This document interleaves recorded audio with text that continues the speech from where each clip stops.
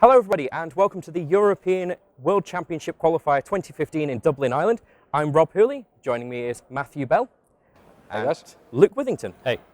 Now, it's been a kind of a massive year for us. It's actually the 1-year anniversary of the Yu-Gi-Oh! Stream. We started last year in Amsterdam. I remember, it was a long time ago. We had all the boats behind us. We've got boats behind us today, if you catch them in the background. I don't know if you can see. We have got a river just behind us as well, so it's going to be quite nice. And Luke, you were also there. I was there, not necessarily as much as you guys on the camera, but I was there filling in the information for you guys. On the tappity tap. You were the app master. App master, yeah. Yes, you were the app master. You've just created a title, haven't you? Yes, the app master. That's the new job title for that role. You know what? I'm going to make that official. That is what it's called now. That's an app master. Yes. So I can do that. Okay. We've had a few events since then. We've had the World Championships, and then I believe it was Milan, Madrid, then it was Prague. Madrid was before Milan. And then but there was London in there. There was a lot of events. There was a lot in there, and then obviously Prague was the first one of the year, and then Bochum is what we've just had now.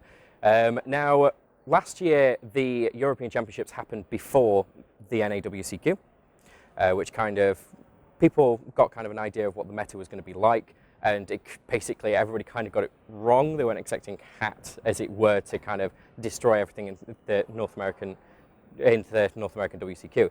Now, it has been, as we say, a long time, and there's been a lot of changes in the meta since then. What would you say, guys, was the kind of focal point, the change that happened over the last year? Yeah, so the biggest change that we saw was the shift after Duelist Alliance dropped. That set came in like a wrecking ball. You had Satella Knights, they came in, Burning Abyss, Shadow, those were the really big ones.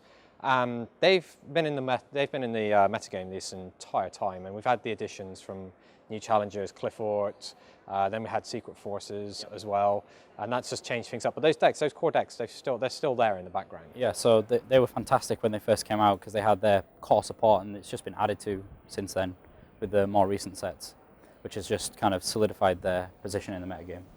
Yeah, absolutely. I mean, it's not like we're seeing last year. We had like Mermels, you had Girga, Bujins, Spellbooks. All of these that made the top 4 of the last year's WCQ.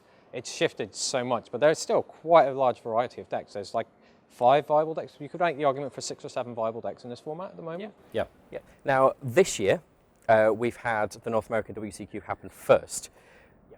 So, what we actually saw there was 3 Necros, 3 Burning Abyss, and 2 Ritual Beasts. One of them piloted by Jarrell Pro Winston, who was actually commentating on the World Championships last year. I remember Jarrell. He was playing a very interesting build, where he was running 3 Mistake in his main deck. The way that he explained that away was he was kind of using it as people would used to use Vanity's Emptiness, set up his play, and then play it to make sure his opponent can't come back from it.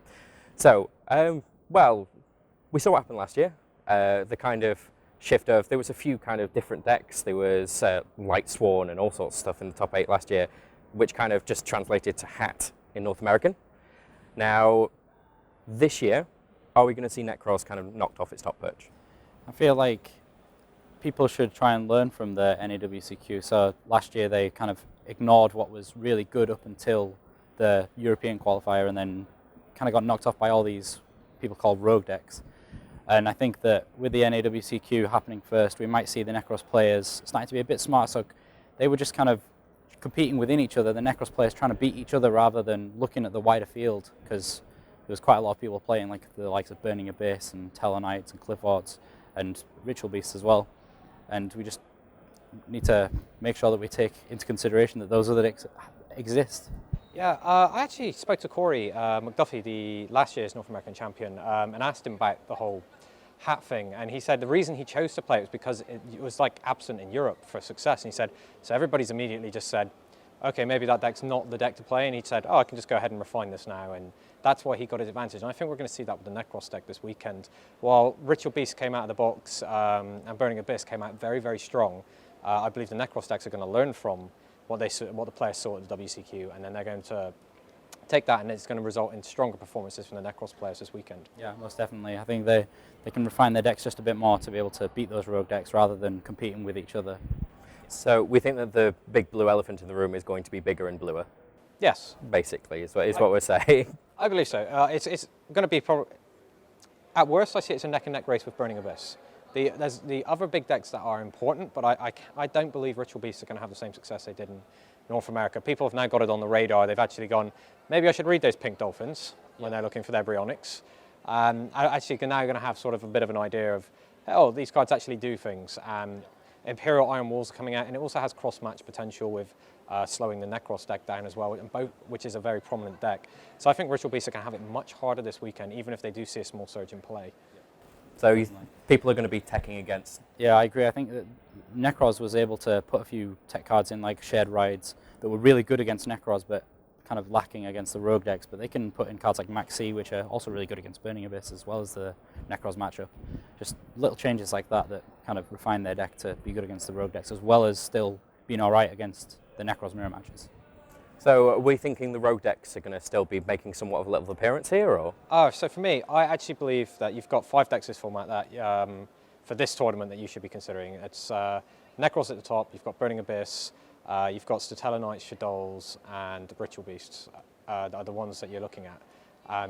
You don't really have room to consider anything else at the moment. Did I miss one of those from the decks? Clifford, yes. Sorry, Clifford. So you've got 6 decks that you should be really, really focusing on, because the Klee deck is actually a massive gate that keeps a lot of the other Rogue decks completely out of competition, because it plays so many cards that stop you playing Yu-Gi-Oh! It's a tar pit that you have to crawl through, and it just takes its time, and then it beats you. And so many decks can't deal with that, and these types of decks are just set up and cause all these problems, knocks all the rest of the competition out. So I think we're going to be seeing this 6-deck format, and anybody who's being more adventurous than that, if they're going further out than Yang Zings and maybe Yosinju, I think they're going to be quite disappointed, with the exception of Hero. Yes, Hero could actually do quite well. So actually, you know what, I will raise my count to 7. You think Hero? Actually, after seeing the Dragon Duelist from North America, but then the players are going to learn from it, because as we saw, the Colossalus from the Necros deck was just sat in defense mode, not even with a Djinn on it. It was just like, hi heroes. Yeah, hi heroes. None of your fusion monsters can do anything now because they can't hurt me. Yeah, okay, so you could argue heroes for the 7th, but I wouldn't deviate further from that. I don't believe for this tournament it's a good idea. So do you think there's any other Rogue decks that might just be able to just make it further than Yang Zing and Yosenju? And it's interesting that Yosenju is now called a Rogue deck, to be honest with you. I'd like to, I always think that if someone manages to spend the time to test something well enough and really refine their combos and learn a deck that other people don't know how it works at all, then they could potentially do well. I don't want to name decks because there's tons that you could. You mean the 92-step FTK? Yeah. Is that the one we're avoiding? Yeah, something like that. I think players are going to get smart with that as well, and they realise they can concede much earlier in the match and keep those decks out. Yeah. I plan to win game 1. Kind of those kind of decks. It'll take me 40 minutes, but I'm going to win game 1. Yeah, so people could just concede. A lot of people are going to be taking against it, surely, these days. Yeah, I just think that overall, the bigger decks are going to pay more attention to their decks not just being good against the other meta decks. That they can also just things, basic things like playing Mystical Space Typhoon is something that Necros completely stopped doing, even though it's such an important card against all the decks. So, a lot of people are going to be playing Galaxy Cyclone as well as a replacement to Mystical Space Typhoon. I'm in 2 minds about that, because the things with Galaxy Cyclone is, especially with Necros in the format, they're not giving you the face down cards to get it in the graveyard. And as well with Denko Sekka being very prevalent anti-back row card, if you're leaving those cards set during your opponent's draw phase, they're just going to summon a Denko and then kill you. So they're going to flip all the cards up, and people are not sitting around waiting to get their extra little bits of advantage or take cards away from you. They're just trying to make sure that those you can't play this game cards are face up immediately. Yeah. And then Cyclone is not good in those situations, because then you're looking at your opponent's field, no face down cards to take out, and you can't use the banish effect. No, fair enough then. So not quite as big a card as everybody just thought over Mystical Space Typhoon. I think you still kind of want it for the Burning Abyss decks that have gone back to the discard traps, and you also want it for. Wow, that just escaped me completely. Yeah, Ritual Beasts, or decks that are actually using real back rows. The Tellarknights, that was the one I was forgetting. How did I forget about them? So they've got lots of back row, and then they are also playing face-up cards that stop your opponent playing the strategy they want to play. And that's where Galaxy Cyclone is going to shine, but it's not going to shine against Necros. And even Klee, I think you're going to be struggling with a little bit. Okay, so it's very, very interesting. It seems to be a 6-step format. We might see a 7-deck, as you just said, with Heroes as well. Heroes if they make it through again. Oh, it's going to be really, really good weekend. And Eugen Heit's here as well, the champion of last year. So hopefully we'll have a look and see if he can retain his title, or if somebody else is going to come along and take that from him. What if he'll play Murmels again? It just shows up and says, hey guys, no worries, I'm so confident. I'm going to play Murmels again. He played it at the World Championships as well, I believe, in a format where it was a questionable choice. It didn't pay off for him, but he's back here to defend his title, and he's had massive success over the YCS periods. We've seen him multiple top cuts. Just about every time I've been talking to Huygen and apologising profusely for pronouncing his name horribly during the last live stream. It's not Eugene, and I'm sorry if he watches this, it's Huygen. Yeah. Now, it's going to be an interesting weekend. We've got lots and lots of content coming up for you all. We're going to have player interviews, deck profiles, all sorts of things that we're going to be looking at. So I hope you all enjoy the weekend. Good luck to everybody playing there. It's going to be a fun weekend. Best of luck to everyone.